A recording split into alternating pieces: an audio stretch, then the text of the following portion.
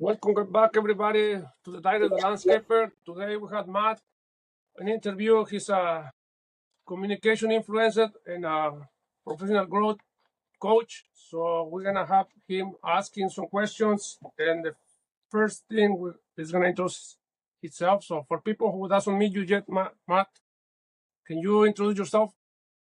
Hi there, Apolo. Thank you so very much for having me on your podcast. This is my third one, so bear with me. I'm also 75 years old, so I'm dealing with technology. No worries. So what I brought, two things if you'd like to open the interview. I do this every time I speak. One is the power of the brain. This is Dr. Daniel Amen. It's estimated that the brain has 100 billion nerve cells and more connections in it than there are stars in the universe, which is about the number of stars in the Milky Way galaxy. It goes on to say that's just the brain that we have. That's amazing. Yeah, it's amazing how our brain works and interact. And I will say we as a human take it for granted sometimes, but it's amazing that we have the capability or the influence in ourselves. So I'm gonna ask a few questions here that I have. It's probably like 30 questions, and you can answer as much clear and open mind as you can. We're not here to shame nobody. We're just here to be positive for everybody out there who is watching the show on the weekly basis. So the next question is: what moment of your life made you realize communication could change outcomes? I'm sorry? What moment of your life made you realize communication could change outcomes? One thing was I was trained as a therapist, and I took a personal development class. That taught me a whole new way of living. At that point in time in my career, I had never taken a class on goal setting, for example. But here I am teaching people, sounds like you need to have some goals. There I was paradoxically not even having goals myself. So that was pretty influential. It was a 2-day class and just changed my life forever. That's great. Next question will be: what is the turning point where you stop seeing yourself as just a professional and start seeing yourself as a leader? That time itself, I became a public speaker, not a professional therapist. And so I started getting on the track of personal development as an ongoing basis. It was an integral part of my life every day. And so what that did is it crystallized my thinking. And then I started putting together a speech. And I've given that speech over 1,000 times to every kind of audience you can imagine. Okay, and in your experience, what separates people from getting opportunities from those who does? Keeping an open mind, self-esteem, always critical self-esteem and self-image, how you see yourself, and then what you speak in that process. Good things, bad things. Thank you. Yeah, the very, very great answer. Thank you. The next question should be: why do so many skilled professionals struggle to communicate their value? I'm sorry, can you repeat that, please? Yeah, why do so many skilled professionals struggle to communicate their value? Either fear, for example, fear of other people. What will they think of me? I'm not good enough, sometimes called the imposter syndrome. So we turn that around in our training programs. State with directness what it is that you want in life. Clarity. I want to be happy. What does that mean? I want to earn so much. Put definiteness behind it. I think, yeah, I think a lot of us, even myself, when I was younger, we doubt of ourselves a lot based on criticisms. We think, for the most part, the world is against us when everybody's living their own life, but we take it for granted and we just keep focusing and demonizing ourselves. So yeah, that's very, very interesting. So the next question should be: how much success do you think comes down to how you say things? Success comes down to, I'm sorry? So how much of success do you think comes down to how you say things? You're either visual, seeing it in your mind, or speaking it. So they're both important. And changing your language from I can't to I can I am powerful. I have a sheet up here that I read every morning that's 12 affirmations that I use every day. That's how I start my day. I have a positive mindset in all I do. I am confident in my skills and abilities. I love and respect myself right now. And it's so basic, Apollo. Sometimes I forget to do it, and it's right here. You know, I have Yeah, to copy with me when I'm traveling to make sure that I do that daily. that will be that will be great to have that list, so we can share it with the community, so everybody can Very have definitely. a daily reminder of what can our power as a human being can be developed just by following a simple list or those questions or codes that you have there. Thank you. So the next set of questions about speaking and confidence. So this is gonna be a little bit focused on my trade, which is landscaping, and then I'm gonna include the landscapers on the questions. Many landscapers hate self conversation. Why do people fear speaking so much? Do you think on the landscape or as a salesperson? What will be the first to selling?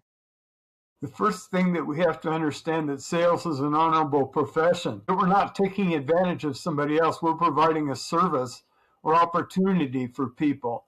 Back it up with quality, for example. So yes, I have a company, but yes, I want it to have quality. We put quality control in everything we do. We ask for feedback, for example.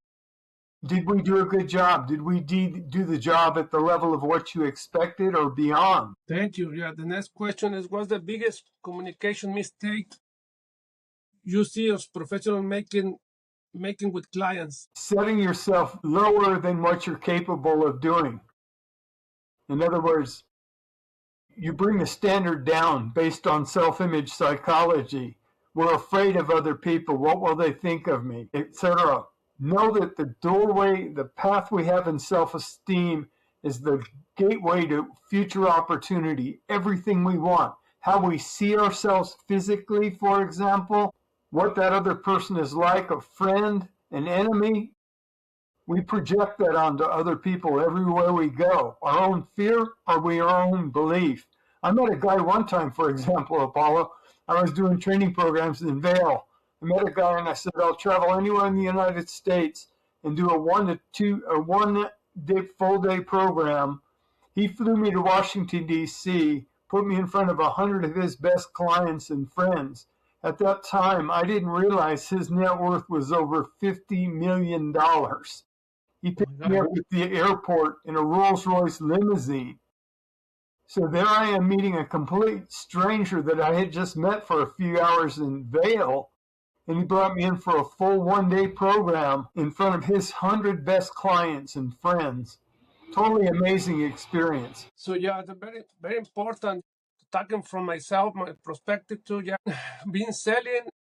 Sometimes we lack of confidence and we think our value is so high that sometimes we're afraid to tell the client, oh, you know what, this much is gonna, let's say example, it's gonna cost you $60,000. Sometimes we take that number as a big number and we're gonna demonize that or cut that to gain that job. And that's what you're saying is key. What know your worth and know that that price is right and honor it, confident. But a lot of us just think, oh, I'm not gonna get the job if we charge that much. So yeah, related on that, it is very important to have self confidence and once you start applying it, I'm talking for myself. I start applying it. I seen I seen the change on the positive side. I've been getting more clients, more profit now since I took that step to honor my price and believe in myself. So yeah, very important. Thank you. Thank you for sharing all those things. One other thing I'd suggest, Apollo, and you already brought it up, take your price and put it in structure, a written sheet, contract that you present to somebody else. Before you start discounting, have it in print, the upper price before you try to negotiate down. Have it right in front of you so that you can point to it as you're discussing it with somebody and say, for example, my past clients, this is the figure that I used with them. And because you're offering more, a bigger opportunity, the price has to be adjusted up instead of down. That's great information. Thank you. Yeah, for sure. It's always having a print paper where you can back up your prices and go for it. Definitely will work. So that takes to the next question. How can someone sound confident without being pushing or fake? Part of it is just how you present yourself. In other words, the language that you use. I'm not overbearing. Always put the emphasis on them. Ask questions. Questions from them will disclose to you what's really important to that other person. Normally, we come in thinking we have to overpower somebody else. But if you do it as a casual conversation with somebody else, they know you're a good human being rather than somebody that's trying to intimidate them. Yeah, I have a case. It was yesterday. I got a potential client, but one of those persons that, to me, based on what I read from him and what I hear from him, is one of those persons that they don't understand the value of the service and they just want to get the lower bidder because they think that's the fair price to pay. So as much as I was confident in trying to get him, I'm asking questions, like you say, trying to get him out of the framework. He always was pushing like, hey, can you give me a budget so I can work with it? Or can you choose some material so I can give you an estimate? And he kept just saying, no, you're the professional, you have to give me the number. And that's what is frustrating for us dealing with that person. Do you have any advice on that? Again, what I have is a sheet that I use with every person. It'll have a high, medium, and low figure on it. And I tell them real quickly, this is how I've come up with this pricing. This is the bottom line of what I can do.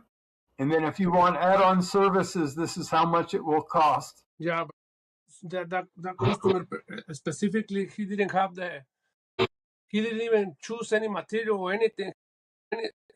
He was just describing a full copy, but he wasn't describing of how to what material to use. So that's what I say.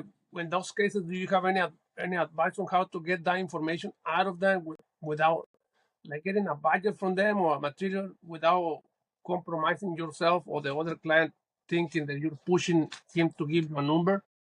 Well, one thing that I always do is review past clients I've worked with. For example, you move up. As you move up and up and up, he's asking you to step down. Know in your heart what your bottom line is going to be. And if you're in scarcity, you'll want to lower yourself to not lose business. But if you're into prosperity consciousness, you'll work up. That client may not be your best future goal. Go back to past clients before them, other people that you've worked with, and ask for referrals from them because they won't quarrel or quibble with you on price. Thank you. So now the next three questions will be training and coaching and growth. So what role does training play in long-term success? I'm sorry, I can barely hear you.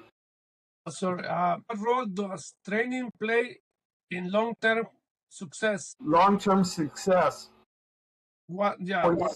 I always set annual goals, 5-year goals, 10-year goals. And I break those 1-year goals down into measurable activity that I can do over 12 months. So, for example, as we start into this new year, start looking for goals for 2026. I want to monitor what I'm doing so I know what it takes, for example, to hit a certain goal, either money or activities that I can break down. Thank you. And the next question is, why do some people resist coaching even when they know they're stuck? Why do they resist working? Coaching. Part of it is, if I told people that I charge X amount, they'll say it's not in the budget.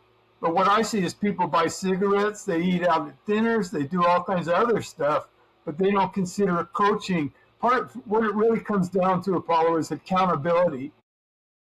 Most of us, especially smaller business owners, don't have an accountability partner that we work with.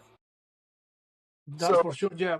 A coach should be your friend. and be friendly towards you, not be critical, but give you encouragement, for example. Yeah, that's very, yeah, for the most part, yeah, many of us out there, especially small business, talking for myself, when I started, we we believe, or we tend to believe, that we don't need anybody to guide us. We just can handle everything. But at the end of the day, we just burning ourselves and getting so much stress out of that. And yeah, definitely we don't see the value. And this is line with the questions that I was asking for the previous guys, the customers, that they don't see the value. Same thing, we don't see the value, so we land into that category. And it is hard. Yeah, there is many landscapers or many business owners outside the landscape industry that doesn't see the value of coaching. And I'm glad to have you here so you can get all those taboos out of the question. Thank you for the join. Sure. And then let's. One thing I'd also suggest, Apollo, that I teach in my training programs, form a mastermind group. Okay? So it's you and 2 or 3 or 4 other people that meet once a week to discuss your goals. That's where your accountability and honesty comes into it. You get to know each other over time. So if you run into a situation like you're describing to me, you can put that between the other 3 or 4 people and say, how would you react in this situation? What would you recommend? They're your friends. You're on the same level, not one above you or below you. But I've been in 2 groups that lasted 2 years each. One guy came in and he changed from being a residential broker to apartment sales. It took him a good year to start into that track. What happened to him later is for 20 years, he became the #1 apartment salesman in Denver for 20 years running, millions and millions of dollars. But if he had not stepped into that smaller environment first, where we supported him and encouraged him and questioned him, he would have never thought that big to begin with. That's correct. Very great information. I like that the master group, man. I'm gonna start that soon. The master group in my areas. I'm gonna gather some friends and start doing it. That's a great idea. Thank you for everybody who's listening out there. I definitely recommend it. So let's move to the next question. What mindset shift usually unlocking growth for your clients? Hearing you talk about mindset, I'm Yes, sorry, you might have volume how might be a little bit lower, but then let me repeat the question. What mindset shift usually unlocks growth for your clients? mindset to me is everything. It's your belief system. I start with mindset, how I see myself when I'm working with other people, friend, enemy, very successful, no successful. I've worked in prison settings when I was a therapist. That was the limit of what I saw. And many people there started with poor self-esteem. Once you take yourself out of that kind of environment, it's freedom.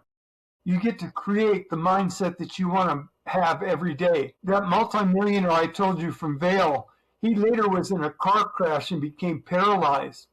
He still built a system of investments that was worth multi-millions of dollars sitting in a wheelchair. So His mindset was so strong in past experience, nothing could impeach him or hold him back. So yeah, definitely. So in other words, it's just switching your thinking, to say it better or more comprehensive, switching your thinking from negative to positive. Just change everything to positive, and that can bring you no limits, I would say, right? That's what it is. It's no limits. Because when you move yourself up above survival, you start getting better and better clients.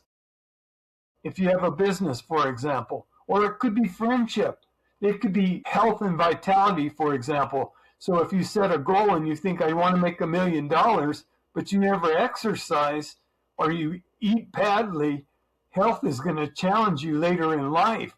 So it's a balance of many things that come into play. Valuing time, for example, but also valuing free time, just an hour a day if you need an hour a day to let go of fear in your life. Yeah. Any advice on how to get those groups that you mentioned the weekly groups or the Mastermind group. Yeah.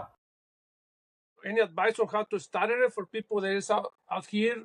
I Any ac- idea how? Or can you share how you start yours so that people can understand that?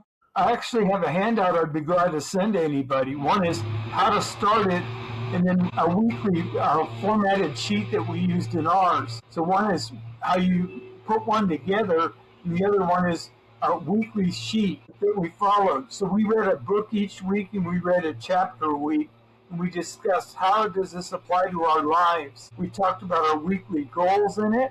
We talked about events that were coming up, so that if another speaker or trainer was in town, we could recommend that they go to that. On the backside of it was problems that we may be experiencing, because even though I try to keep a positive outlook, things happen. It could be a health challenge, it could be economics, it could be anything. So how do you, that kind of group keeps you up all the time. And so I'd be glad to send that to people too.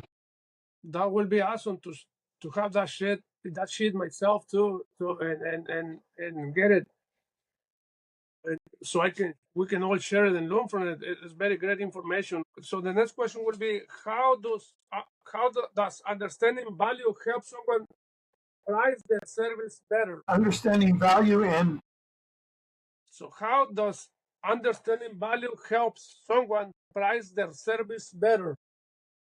part of it is, for example, the internalized values. We learn very importantly in life between 3 and 7 years of age. So if you saw a struggle when you were growing up in your parents, that struggle comes out into your life. If you grew up with prosperity, you don't know what it's like to have that struggle in your background. And so it's a constant change and evolution in self-image and self-esteem. It's looking back on your life and counting success experiences you've had and build up your own inventory so people can impeach you or put you down. They ask you to accept less, but you won't do it because you know you're worth more. And then you get better people in your lives, better and better clients coming in, better and better friendships. So this will be related to that. So now, for those who lower their price because of what we've been talking, how does affect us psychologically, let's say? I'm sorry? So, like, related to the topic of lowering pricing, how would that affect us psychologically? Part of it is, do we believe we're worth it? So if you said 10,000 and you really wanted 15, I start with 15 and work down, because over time you have an average of what you expect. Push it up just a little bit till you get up to the strongest point you can. There's failure back here, but there's successes out here. And the more successes you have, you don't even start thinking in this direction at all. How can contractors improve their client conversation without turning into a salesperson? Without becoming a salesperson? So what I do, I don't know if you're on LinkedIn, there's some good people that put up memes up there on what selling's all about. So for example, I'm a real estate broker. I've got 33 years of experience doing that. Is it a transaction? Is it a relationship? Relationship will carry you forward forever in your life if you build good relationships with people, better referrals. If you only see it as a transaction or a paycheck, that's a one-time deal. But if you've provided good value and good service to people, they'll refer you to other people. So now, now that you touch the real estate business, in the real estate about people. Let me back it up.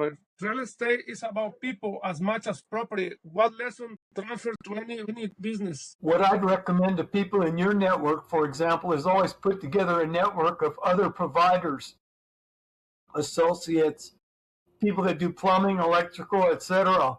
That's an example where you can meet once a week or once every 2 weeks as a group to try to share leads with each other. They'll appreciate you because you're leading in your field. They should model that from their field as well. Make it win-win. And you'll all be rising in both profitability but self-esteem. Thank you. So why trust is the real currency in business? Trust is very important because If you can't trust people, why even bother? Trust, business is a unique opportunity. I mean, in America, it's the gateway to everything, but we have freedom here. Trust is based on self-esteem. If I can't trust somebody else, why even bother? I'll just get a job and be told what to do. Trust opens the gateway into self-fulfillment. So do you have any advice on how people can build trust without any shortcut? Part of it is work on your self-esteem, how you see yourself, what you're projecting out to other people. Go back to past clients that you've worked with. Take them out to lunch, for example. They know you. That will reaffirm what your self-image is all about. Buy lunch for them. They might be surprised. Invite them to lunch, but pay for it. They'd be surprised. And just reaffirm the thanks and gratitude that you've experienced from working with individuals like that. That should open up the gateway into other networks you've not even thought about. Thank you. Yeah, very, very great information. Thank you. What roles does listening play and influence? Listening? Yes. I think you have to have good self-esteem to really want to listen to somebody else. When I was being trained as a therapist, I called myself a private ear, not a private eye, private ear, where if somebody was coming to me, they knew they were getting 50 minutes of me actively listening to them. It wasn't me speaking for 50 minutes, it was listening to them. So self-value, how you see yourself. I always tell people when I come off stage as a speaker, it's very unusual because I get very quiet. I want to listen to the people around me. I'm not going to continue speaking. I'm on stage because I'm paid to be there as a speaker. But when I come off of it, if I'm having lunch with people, I want to know what they learned. Okay. Yeah, the very, very, very important thing, yeah. When you're a speaker, but then you change your role to listener now because you want to understand. That's a very key information. So for personal growth and identity, how did your own definition of success change over time? Part of it was, so for example, initial stage of speaking, what happened to me was I did mountain ski resort seminars. I moved from the Denver metro area. I got a lead to speak up in front of business leaders, doctors, dentists, professionals from all over the country and around the world. That was a big step for me, from being here to up here. Those people in turn led me to higher levels of understanding what the world was all about. What that did was, then it led me into being a contract trainer for a one-day company where they put me in front of people every day, 3 days a week. And then I traveled all over the US and Canada doing full-time programs. That was an incredible experience because I met people in the military that were very high level. I met business leaders that were very high level. And somewhere between what we were teaching, which was for the average person, I had to bring them into that program as well because they were there for a reason. But if I just shared that information, I couldn't understand whether they were really getting it or not. So I would open it up for questions and opportunities for people to bring it in, their level of challenge or why they were there. Okay, thank you. What do you have to learn to grow into to who you are now? It's growth over time. I failed all the way through this too. You know, it's not nonstop success. Sometimes there's things you've just done incorrectly or people that you've put out. So I come back from forgiveness, walking with gratitude, always understanding it's a big world out there, and having clear goals of what you want to become. So, for example, not staying at a certain level, but pushing. I told you I'm 75 years old, so I make sure I exercise every day to make sure that I'm in good health beyond just making money. People that are important to me. I raised a son as a single parent for 15 years. He's now an attorney. And he got his growth from being around me. But to salute him in his own career path and just being an open channel of goodness for other people. They know if they have a problem, they can call me. In real estate, for example, I give people my personal cell phone number. You're not going to be sent to a team You have my direct connection with me every day. So how do you balance ambition with staying grounded? Being humble. When I come off stage, for example, I'm not that expert anymore. I'm a human being just like everybody else. I have good days, bad days. Of course, yeah. Taking time off, I went to LA for Christmas. Spent time with my sister and brother-in-law and their kids, just to take it out of the milieu or environment. I'm here in Denver just to be there, and present with them. No pretense. What communication habit everyone should be practicing? I think active listening.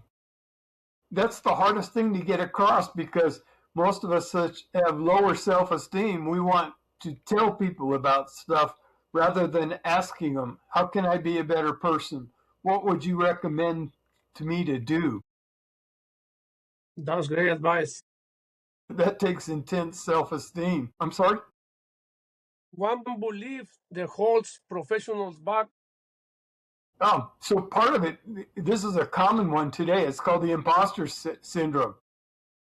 I'm not really competent to do this, but here I am. When they discount where they've come from, their professional training and experience, now all of a sudden they're out on a limb and they're scared to death because they think this isn't really my forte in life. But when I started doing those ski resort seminars, man, I'm in front of psychiatrists, doctors, attorneys, people far beyond my competence level. But that guy I told you about from Vail that took me to DC, I couldn't figure out for the life of me why he wanted to bring me there.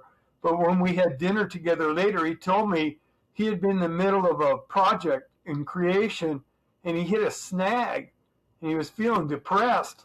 But just being around the materials that he learned lifted him back up. And in spite of all the experiences he had in life, it took one other person's encouragement that was a stranger that just lifted him up, and he went on to become immensely successful after that. Yeah, he changed my life too. So yeah, the imposter syndrome that you call it is, I've been finding it everywhere from the labor side all the way up to other business owners that I had met along the way too. But mostly frustrated for me is on the labor side. It's unbelievable how many labor force out there doesn't even believe they can do a simple repair.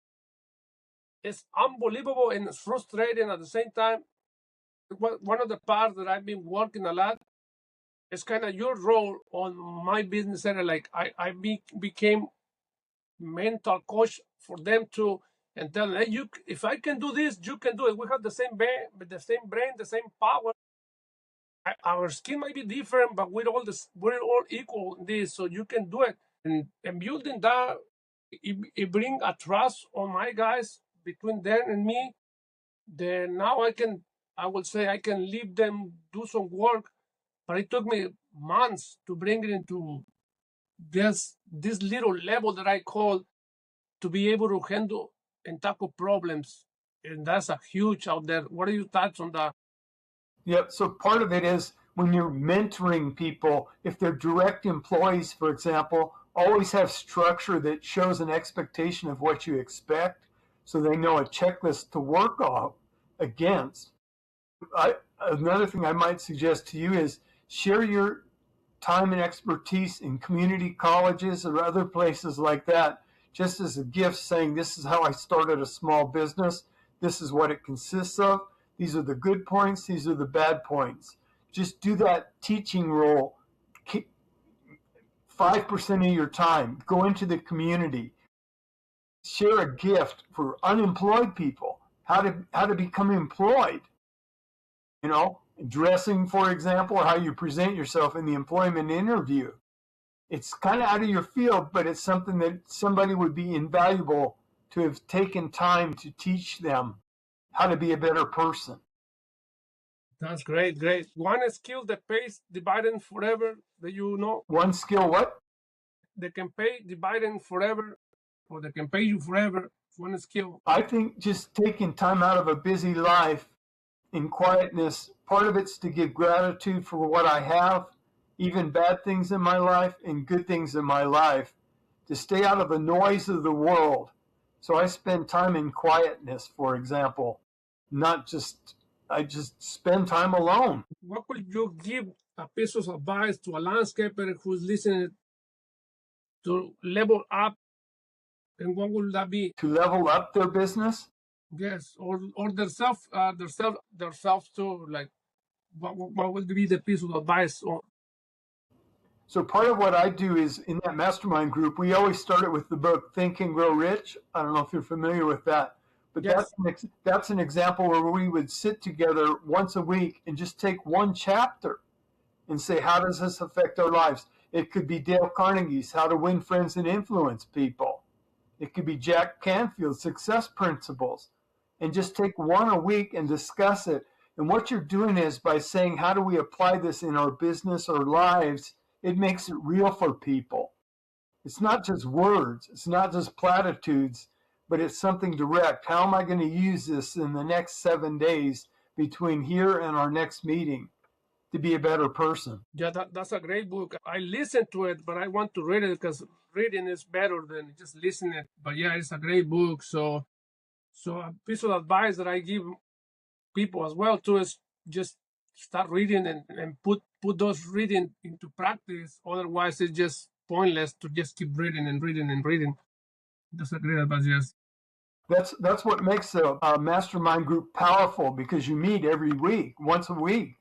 And in between those sessions, each person's reading the same book, one chapter out of it. And then you'll see changes in people as they become smarter and more knowledgeable, but also they test it in their marketplace too. So now this is related to you. How can people find you and learn more about your work? Sure. So I have an email address. It's let's incorporate it, EI Seminars Denver@gmail.com. That's my email. I think I sent you my website. It's www.eiseminars.com. And then our phone number is 784. I'm a friendly person. We won't bite. We're not going to attack you. We're friendly. That's the best way you can help me too. I love to travel. I can do a one-day training program for a number of people, discounted, not thousands of dollars. Our one-day programs are $169 each per person. So I need 10 whenever I come to a city just to justify the airfare and the hotel costs that we have. But we will bring stuff that you will never forget in your life, ever. Positive, uplifting, challenge. Yeah. So based on that, you currently, I guess you're doing it on a weekly basis. Your tech talks. Is there a, let's say, is there a way to do like I don't know if you do it that way, like a public one where you post online? I'm gonna have a chat, let's say here in San Jose, California, and people can just buy tickets for that, or someone has to bring you in first and then they can go for. How do you handle that? Actually, what I do, Apollo, this will start back up in January. I have a one-day program called Strategic Achievement. It's one of our 9 one-day programs. But what we do is we do 2 hours a week for 3 weeks. Instead of taking it live for one day, it's 2 hours a week for 3 weeks. And it's the same class, but it's split up. That way, in between each session, too, you can come back live and ask us questions. I tried this, or I did this. This was helpful. This wasn't helpful. Can you tell me what's going on there? So it's an open format. It's interactive for people. And we have people of different education levels. We have people in different professions in it as well. So what I do for that class, I charge $189 instead of $169, but that's the cost of sending the workbook. Plus, you asked me about this handout about daily affirmations. I put that in the packet. I put in, normally I don't do this when I do the full one-day program, but I send out a set of goal worksheets that they can start working on in sessions when we're together. And I explain to you how to do that part of it. So we talk about the power of the mind, but also before you do goals, know how powerful your mind is before you start writing goals. And then I send one set of the worksheets and I tell them, copy them. This is the baseline of what you want to start with your life. but use these over and over again, and you'll see changes in your life that are totally amazing. Plus, you can stay connected to us. Because once we get a core group of people that have come through that class, we can take it to different parts of the U.S. live, one-day programs. So currently you're doing it, but right now I would say it's more local, or let's say how much time in advance you need to book in one of those seminars, let's say out of your state, or how that works for you. Sure. I'm already into late January now. Okay. I'm going to be in Dallas for 3 days in March. February is wide open right now. And then April, I'll be in California, up near Sacramento, doing a keynote presentation. But what I'm going to do with that audience is I'm going to ask them if they want me to come back and do a one-day program based on what they experienced in 50 minutes.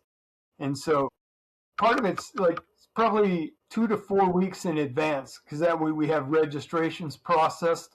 We have covered, all the expenses are covered. And then if people know networks, we don't have to use hotels. Somebody might have a conference room we can use, which cuts back on expense too. It's a life-changing. My purpose for my company is to teach practical life skills, not just platitudes, but real things that you can start with today to change your life and make it better for you. Yeah. So another question related to that is, well, like that one in Sacramento, that one you got hired by a company, right? So Well, it's not a it's actually through a chamber of commerce. It's an entrepreneurial network. It's a one-day event they're having, and I'm going to go out as a keynote speaker giving the speech I've given 1,000 times. But they've never heard it. They're going to be walking out of there on fire. Okay. So, but my goal is to find out, let's say, for the people in Sacramento they can buy in or tickets for that without being part of that. That was my question. Yeah, sure. So what'll happen is, and my website has, or the email, you can always connect with me. What that website will have is, when I'm traveling, let's say I'm doing Northern California first, and then I'll come to LA or whatever. That's easy to do. It's just scheduling. So people have lead time built into it too, so they know exactly where we're going to be at what time. But again, I don't have to be a member of the Sacramento conference to attend that meeting. It will be a public seminar open to anybody. Perfect. Yeah, that's what I was. Yeah. So, but you just have your website. There is no social media from your side, right? What I do is Zoom every week on my company. It's an overview for 40 minutes. It's free. It's live. So it shows you everything that we have. But people can connect to me through Zoom too if they want to, like a session like this. If they wanted to do a one-on-one, I can do that all day long, just as a touch base with somebody, or telling them what's coming up, in the horizon, so they know when to expect things. Perfect. Yeah, that would be awesome to have even myself, I would sign up for one of those things and talk more individually on how. But I really love to attend one of those speaks that you have when it's someone close, and see if that's what I was asking, if I can join into the Sacramento one. That will be amazing. It's like 2 hours away from me, Sacramento. So sure, that's wonderful. I'm not sure what you're trying to edit. Oops, technology. I know. For me, even to do a Zoom is a miracle. As you saw when we opened up, it was like, how do I do this? But the Zooms I know, because I've pre-formatted that time slot, and it's me being the host on it. But you love it. What we can also do is take that mastermind format, and I have other people have suggested this to me. We could do that once a week for an hour too, with networks of entrepreneurs, and charge maybe $20 each or something like that. Make it real cost effective for you. But we'll bring in a pre-formatted target question or anecdote, discuss it. People get value, and then they can go back out into their marketplace and use it. So yeah, that was another thing that I really, and the reason I start this podcast is to show and push people to grow and believe in themselves, whether it's landscape or anything. So I will be very interested and do something like this for like you're saying, for a big group of online community where we can charge, or you can charge $20, and people can join there, and then we can have this probably on a monthly basis or quarterly. All depends on how we how that works, and that way you grow, I grow, and I help everybody else grow as well. It's not just you growing; it's a two-way road. Sure, it's got to be win-win for both sides of it, both parties. And so my company also has a whole profit sharing side to it too. So for example, the way it works is if somebody got me a speaking engagement to a company, they get 20% of what I get. If the company keeps bringing me back, they keep getting 20% for it. Same thing for one-day training programs. If people like strategic achievement and they refer people to it, they make money referring people to it. It's win-win all the time. It's a win-win for sure. I'm gonna definitely thanks for sharing your website. I'm gonna definitely check into the website, go through it, and I'm gonna start gathering people, because one of the reasons that I don't want to use the word stuck, but we kind of get into that stuff. I call it a hole. We get into a hole because we don't have the networking, or we don't know where to go sometimes. And that's why this podcast is created for, so we can share that information so people can connect and grow together. So again, I'm gonna start doing that, and I'm gonna invite some of my friends for those talks and see what we can. I mean, I really want to grow into this that you're bringing up. So I'm very grateful to have you on my podcast today. My pleasure too. And these are nice surprises. It's only my third podcast, so I don't know what to expect when I start into these things. I brought other information. One of the programs that I had offered to, I did one in New Zealand, believe it or not. Oh, so far away. So one of the things that I suggest to people, I have a presentation that people would love. We can do this one for $20 too. It's called 15 Key Tips on Personal Goal Setting. And it's 15 different ideas around goals. And it's a Zoom, for 1 hour. And it's formatted, I'm doing it as the host, but I got PowerPoints that are right in front of me saying, here's a key idea around goal setting. And I've got different topics. I've got stress management, I've got team building, I've got time management, 15 different programs I can do, smaller ones, 1 hour ones. And those are it's a potpourri of different skill bases that people could tap into anytime they want to. So yeah, I would definitely look into that, and then I will also invite you to do another episode, another episode, mentioning not answering my question, now mentioning all your service and all your speaking programs to the community out there, so they can relate to that, and whoever needs to hire you or attend your